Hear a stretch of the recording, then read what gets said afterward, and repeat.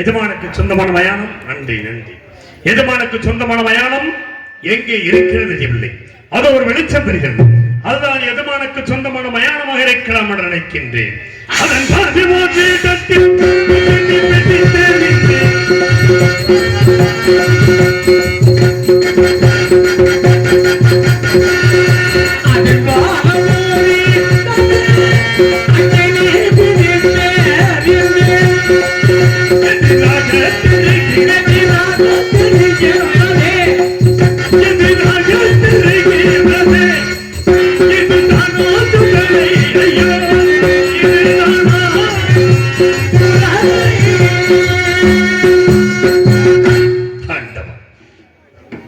ஒவ்வொரு மனிதனும்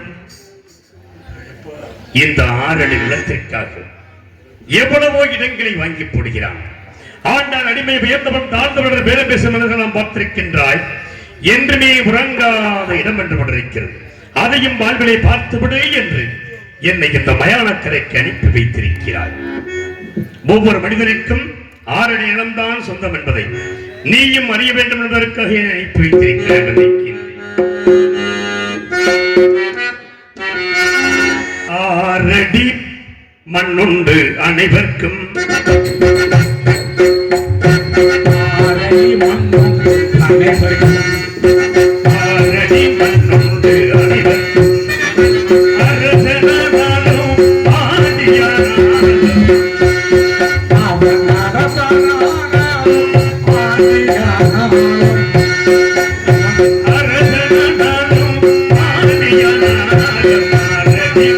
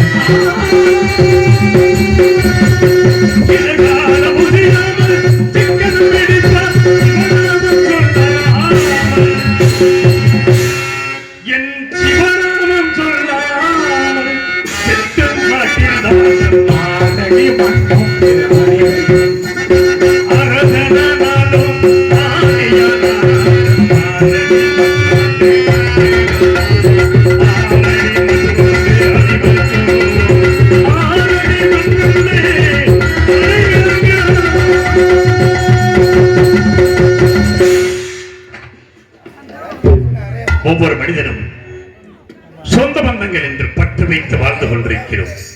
ஆனால் இறந்துவிட்டால் ஊருக்கு வெளியிலே எங்கோ ஒரு இடத்தில் ஒவ்வொரு மனிதனுக்கும் ஒவ்வொரு இடம் உண்டு. அதை பார்த்தால் ஊருக்கு வெளியே சுடுகாடு,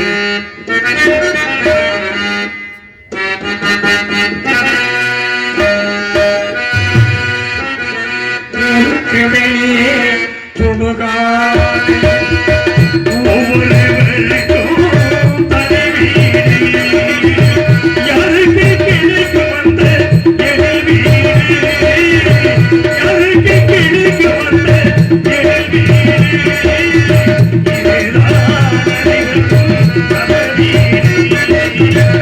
ஊருக்கு வெளியே சுடுகாடு, அங்கே ஒவ்வொருவருக்கும் தனி வீடு, யாருக்கு கிடைக்கும் இந்த நிலவீடு, இதுதான் யாருக்கும் சமவீடு.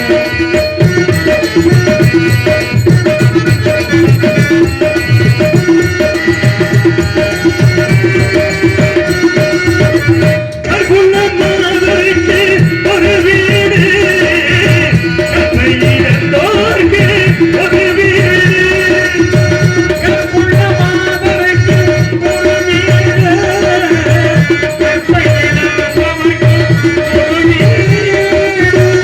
அனைவருக்கும் நீதி வழங்க ஒரு வீடு, இதுதான் இறைவன் வாழும் தனி வீடு. ஊருக்கு வெளியே சுடுகாடு, அங்கே ஒவ்வொருவருக்கும் தனி வீடு.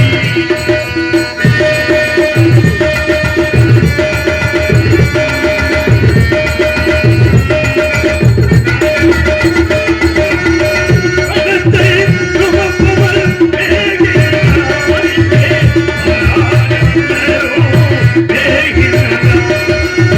பணத்தை இழப்பவர் போகிறார், ஆனந்த மனிதனும் வாழ்கிறார்.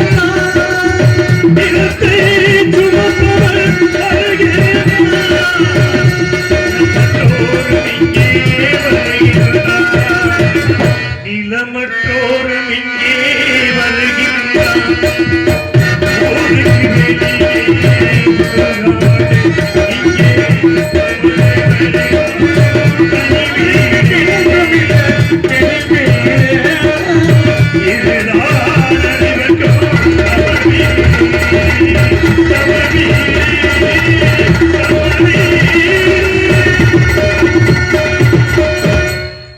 ஒவ்வொரு மனிதனும் உற்பத்தியாகும் பொழுது ஒரு சாணியிடம் உள்ளங்கை அகலம் 10 மாதம் பயணம் என்னும் தூக்கத்தில் தூக்கி இந்த மண்ணுக்கு வருகிறான்.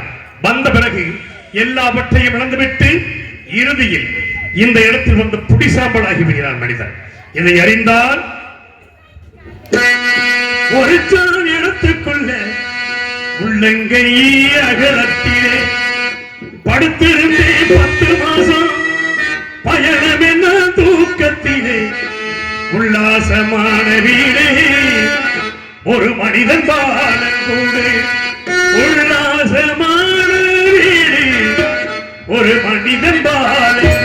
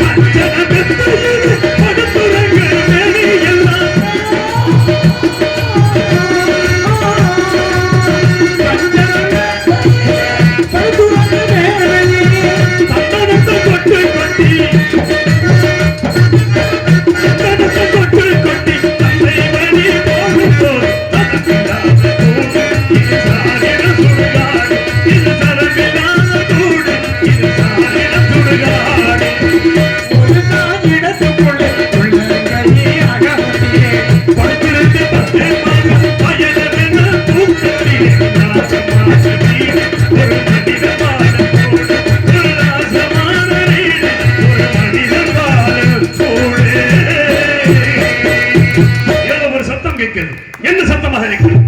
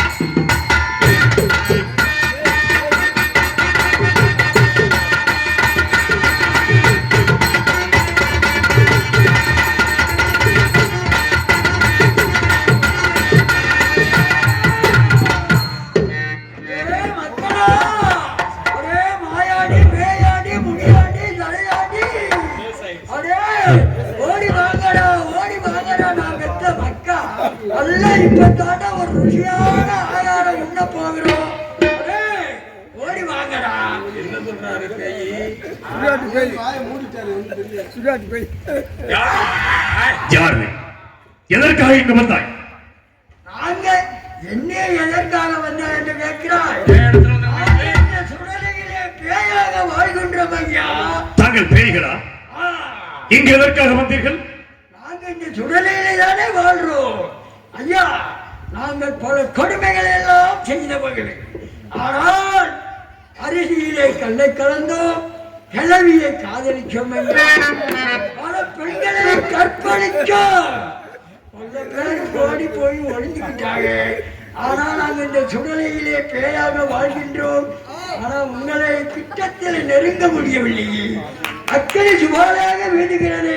அதற்கு நீங்க யார், எங்க பிறந்து, எங்க வளர்ந்து, உங்க வரலாறு என்ன விவரமாக கூறும் ஐயா, கூறுவோம். என் வரலாற்றை கேட்க வேண்டுமா? என் வரலாற்றை கேட்க வேண்டும் என்றால் மறைந்திருக்க வேண்டும். ஏன் சொல்கிறேன் தெரியுமா? இங்கே பிணங்களை சுட்டரிக்க வருபவர்கள் தாங்கள் இத்தகைய தோற்றத்தோடு இருப்பதை பார்த்தால் பிணங்களை போட்டு அஞ்சி நடுங்கி ஓடி விடுவார்கள். அதனால் எஜமானி எனக்கு தண்டனை அளித்து விடுவார். அதோ தெரிகிறார் மரம். அந்த மரத்தின் கிளைகளில் அமர்ந்து இலைகளோடு இலைகளாக மறைந்திருங்கள். என் சரித்திரத்தை கூறுகிறேன். சொல்லுங்கள் ஐயா. எனக்கு உங்க மேல பெரிய ஆசை வருது. கொஞ்ச நேரம் உங்க கன்னத்துல முத்தம் கொடுத்து கட்டி கழுவி இந்த சுடலையில கொஞ்சம் விளையாடுவோம் ஐயா. பாய் இந்த பாய், பியோய பாய், பாய் இந்த பாய்.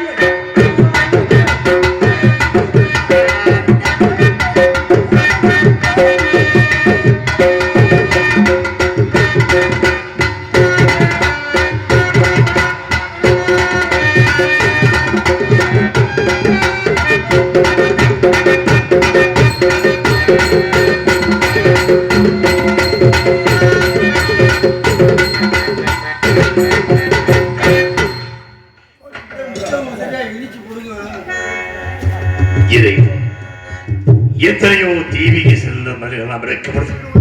இறைவன் அந்த பேய்களை வைத்து என் கதையை கேட்க வைத்து பேய்களிடத்தில் தானிய கதையை சொல்ல வேண்டும் என்று இருந்தால் அதையும் சொல்லுகிறேன். கவனமாக கேளுங்கள்.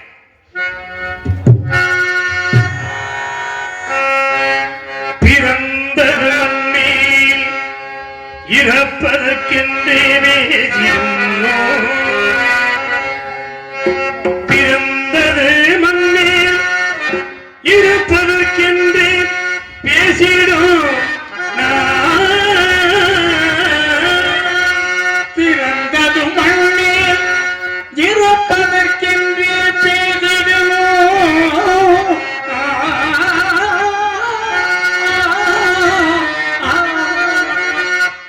பிறந்தது சுகமும் துக்கத்துக்கு சொல்லும் கண்டேன்.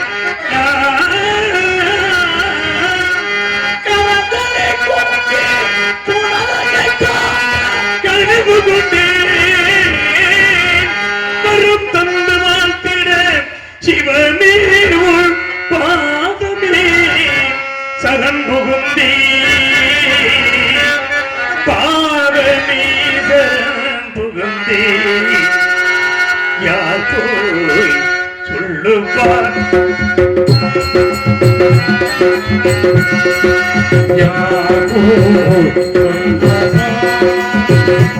இந்த ஏழை மறந்தும் மேலை அரணிடம் யார் போய் சொல்லுவார் சொல்லுவார்.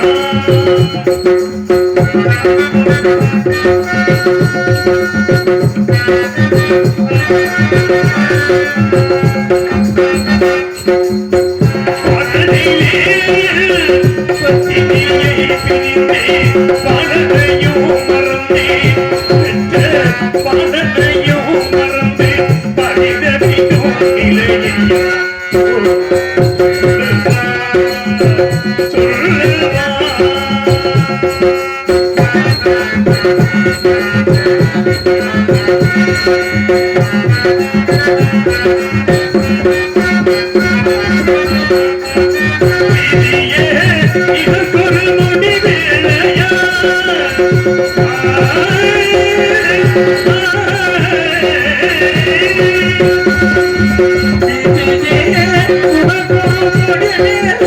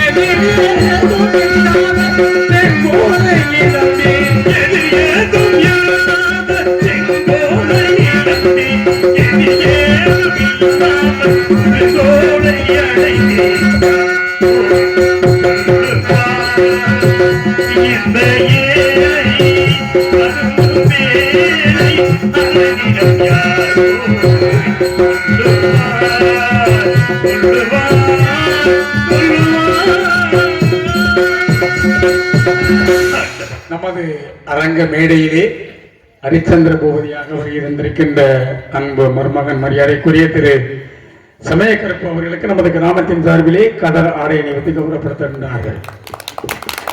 நன்றி நன்றி நன்றி. போராடை பற்றி கௌரவப்படுத்திய கிராமத்தார்களுக்கும் நாடகத்தை கண்டுகளிக்கூடிய அனைத்து நல்வுள்ளங்களுக்கும் நெஞ்சார்ந்த நன்றி நன்றி கலந்த வணக்கம்.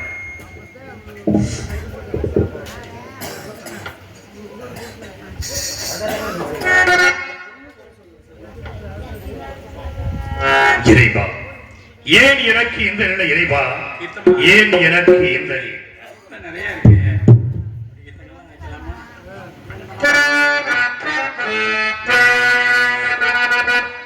ஏன் எனக்கு இந்த நிலை? ஏன் எனக்கு இந்த நிலை?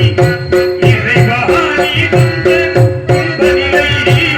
ஏன் எனக்கு இந்த நிலை?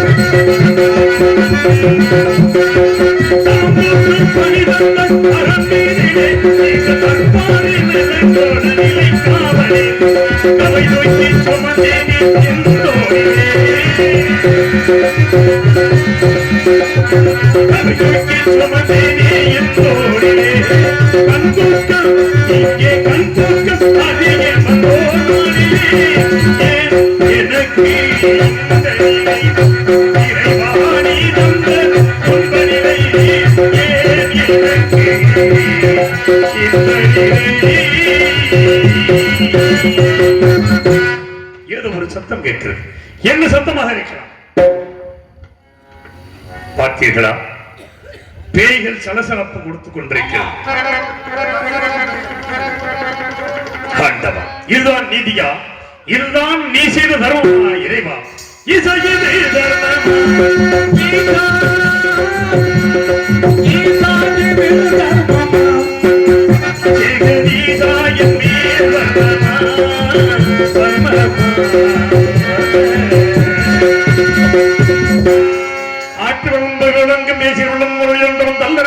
சந்திரப்பெயர் வல்லன் பன்முறை ஐயல் மன்னர் மன்னரே எனவே ஆசாங்கம்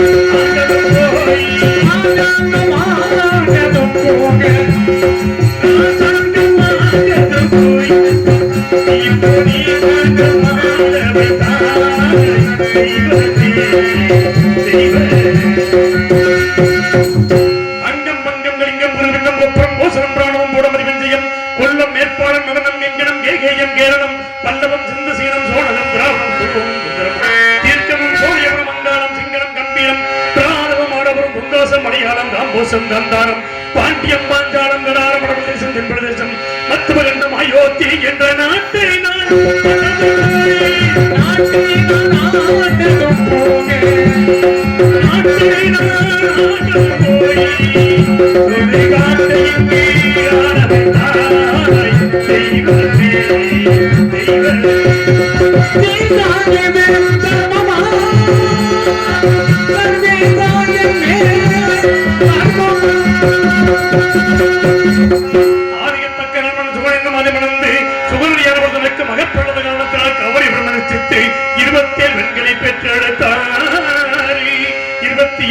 பெற்றெடுத்து அசிவனி பரணி கிருத்திகை ரோகணி மருகசம் திருவாதிரை பூசம் பூசம் ஆகிய மகம் போரபத்திரம் அஸ்தம் சித்திரை சுவாதி அனுசம் எட்டை மூலம் புராணபத்திரானம் திருமணம் அமிட்டம் சதயம் புரட்டாதி இருபத்தாதி ரேவதி என்று 27 பெண்களுக்கு நாம் அமைத்து நான் ஒரு மேனியும் புலர்வண்ணமாக வளர்த்து பெண்களுக்கு தக்க வரவு வந்தவுடனே 16 கலையுடைய சந்திரனை அழைத்து 27 மாதங்களையும் மனம் செய்து கொடுத்து ஏகபோகமாக இடமடத்தக்கது பதிர்ந்து சந்திர மண்டலம் அனுப்பி வைத்தார்.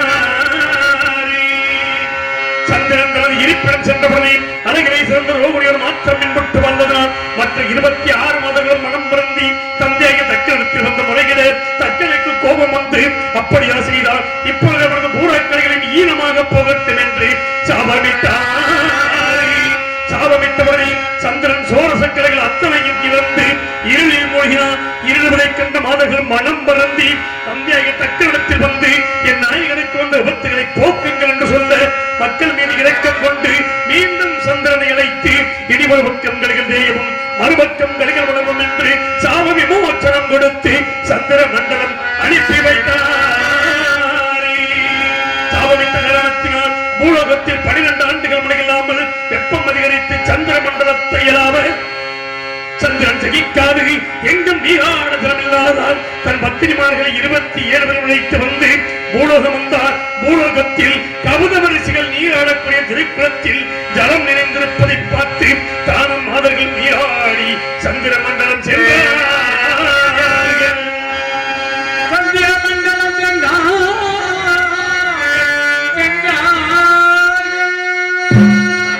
மறுநாள் காலையில் கௌதம குளத்திற்கு வந்து பார்க்கும் பொழுது அங்கே கனிந்த புஷ்பங்களும் உதிர்ந்த ரோமங்களும் நீர் அனைத்து மஞ்சள் நிறமாக இருப்பதை பார்த்து கோபமுற்று இந்த திருக்குளத்தில் யாரோ நீராடி சென்றிருக்கிறார்கள், இது என்ன என்று இந்த திருக்குளத்தில் ஆண்கள் நீராடினால் பெண்களாகவும் பெண்கள் நீராடினால் ஆண்களாகவும் போகிறது என்று சாபமிட்டார்.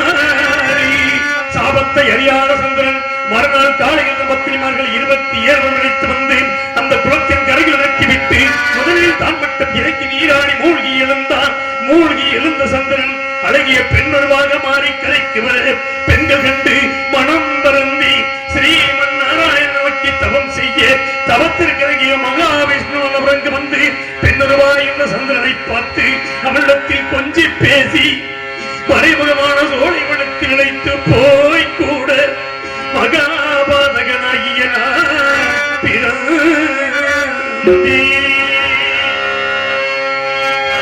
குழந்தையை எண்ணி தரைகளை கிடத்திவிட்டு பெண்ணுருவாய் என்ற சந்திரனை மீண்டும் திருக்குளத்தில் மூழ்கும்படி செய்து சுய உருவை கொடுத்து சந்திர மண்டலம் அனுப்பி வைத்தார்.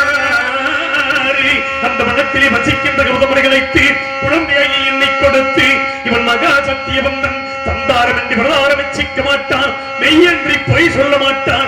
56 தேசத்தையும் ஆளுகின்ற சக்கரவர்த்தியாக வருவான். திருச்செங்கடசு வேட்டைக்கு வருவான். அவனிடத்தில் இவனை கொடு என்று உத்தரவு செய்து இவன் அறியாகி எனக்கும் சந்திரனைக்கு பிறந்தபடியினால் இவனுக்கு அது சந்திரன் என்று பெயரை கிடைக்கும் நான் இறந்தேன்.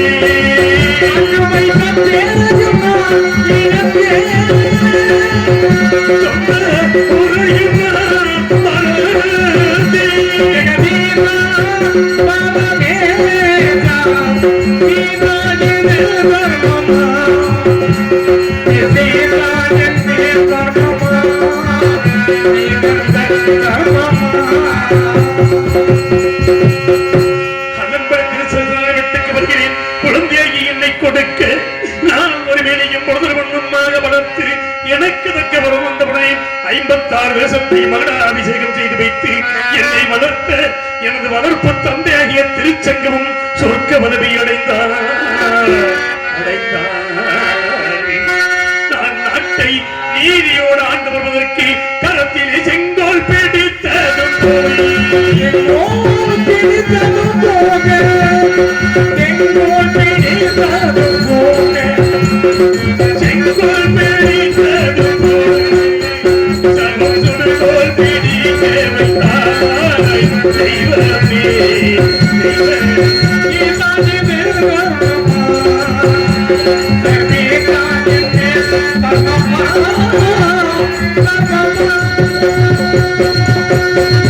நான் நாட்டை நீதியோடு ஆண்டு வருகிறேன்.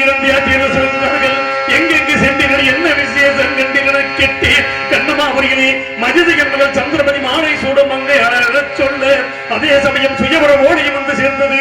உடனே ரதத்தை சுத்தப்படுத்தி கண்ணம்மா அவரை புறப்பட்டு சென்று சுயவர மண்டபத்தை அடைந்து எனக்குரிய ஆசனத்தில் அமர்ந்திருந்தேன். சந்திரபதியானவரின் கரத்தில் மாலை ஏந்தி என் முன் நோக்கி வர அவர் கழுத்தில் மாங்கல்யம் பலி பலி பலி என்று மின்ன எனக்கு கோபம் வந்து மனிதய மன்னனை அழைத்து, மன்னா, ஏற்கனவே திருமணம் முடித்துக் கொடுத்த எமானுக்கு மீண்டும் சுயவரம் வைத்திருப்பது எங்களை எல்லாம் அவமானப்படுத்தவா என்று கேட்டேன். உடனே மனிதய மன்னன் மற்ற தேசத்தரசர்களை பார்த்து, இந்த ஹரிச்சந்திர மன்னன் என் மகள்களத்தில் மாங்கல்யம் இருப்பதாக கூறுகின்றானே, உங்களுக்கு எல்லாம் தெரிகிறதா என கேட்க மற்ற தேசத்தரசர் எல்லாம் என்னை பார்த்து நகைத்தார்கள். ஆகாயத்தை நோக்கி அதிரை தோன்றி, அடே ஹரிச்சந்திரா, இவள் பிறக்கும் பொழுது மாங்கல்யத்தோடு பிறந்தவள். இந்த மாங்கல்யம் யாருடைய கண்களுக்கு பொன்னுருவாக தெரிகிறதோ அவன் தான் இவனை வணக்கத்தகுந்தவன். இது உன்னுடைய கண்களுக்கு பொன்னுருவாக தெரிந்தபடியினால் நீயே மனம் செய்து கொள், சந்தேகப்பட வேண்டாம் என்று சொல்ல நான் ஆனந்த சந்தோஷத்தோடு சந்திரமதியை மாலை சூடி ஓசை நாட்டுக்கு அழைத்துச் சென்று நாங்கள் சந்தோஷமாக வாழ்ந்த காலத்தில் எனக்கு ஆண்மகனை பெற்றெடுத்தார்.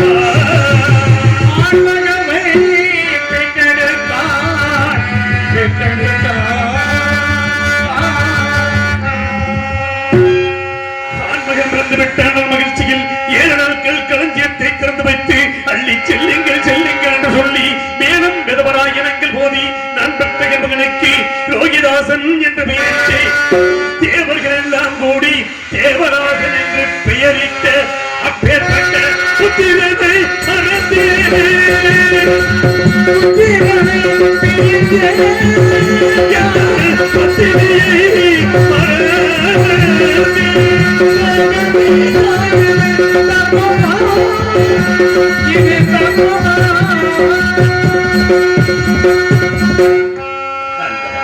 ஆதியிலும் அடிமையல்ல, ஜாதியிலும் அடிமையல்ல, பாதினாலே அடிமையாகி மயானத்தில் வந்து பரிதவிக்க முடிவை கொடுத்து விட்டாய் இறைவா. ஆதியிலும் அடிமையல்ல, ஜாதியிலும் அடிமையல்ல,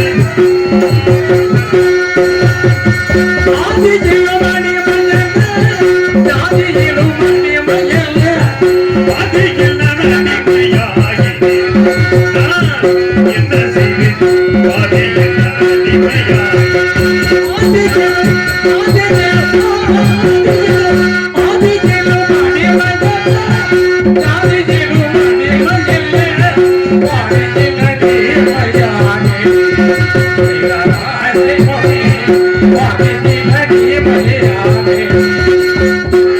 ஒட்டகங்கள்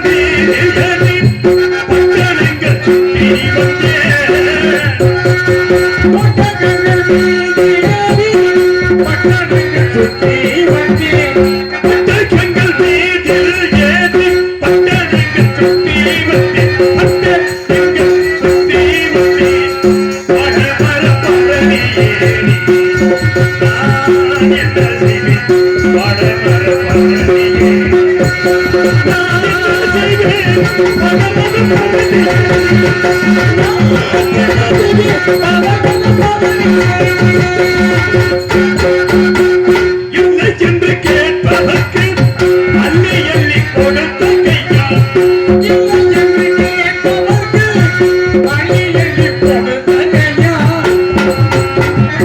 இல்லை என்று கேட்பதற்கு அள்ளி அள்ளி கொடுத்த கையா அள்ளி அள்ளி கொடுத்த கையா காசு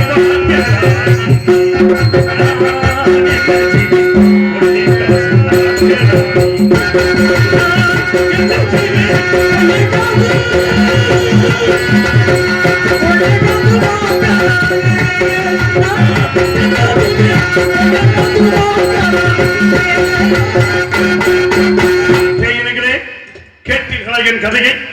இந்த பாவிக்கு இதுவரையும் நடந்த வரலாறு இதுதான். கேட்டோம் ஐயா, கேட்டோம். இந்த புனிதமான வரலாற்றை கேட்டவுடன் பேயின் உருவங்களாக இருந்த நாங்கள் எல்லாம் புண்ணிய மனிதர்களாகிவிட்டோம். இதுபோன்று இந்த ஹரிச்சந்திர மகாராஜாவின் வாழ்க்கை வரலாறை எவரவர் கேட்பால் பார்ப்போர் ரசிப்போம். அனைவருக்கும் சகல சௌபாக்கியமும் உண்டாகும். வாழ்க தாங்கள் கொண்ட சத்தியம், வாழ்க தாங்கள் கொண்ட சத்தியம், வாழ்க சத்தியம். இந்த மயான கரை வந்தவுடன் அன்பு நண்பன் சத்தியத்தை மறந்துவிட்டு நினைவுக்கு கொண்டு வருவதற்காகவே இறைவன் அந்த பேய்களை அனுப்பியிருக்கிறான். முதலில் மனமரத்த முட்டேன். இப்பொழுது நண்பனை எப்போது பார்க்க போகிறேன்? இறைவா, மனிதன் நினைப்பதுண்டு வாழ்வு நிலைக்கும் என்று, இறைவன் நினைப்பதுண்டு பாவம் மனிதன் என்று.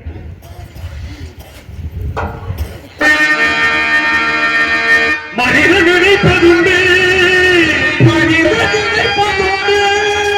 வாழ்வு நிலைக்கும் என்று, இறைவன் நினைப்பதுண்டு பாவம் மனிதன் என்று. மனிதன் நினைப்பதுண்டு வாழ்வு நிலைக்கும் என்று, மனிதன் நினைப்பதுண்டு வாழ்வு நிலைக்கும் என்று, இறைவன் நினைப்பதுண்டு பாவ மனிதன் என்று.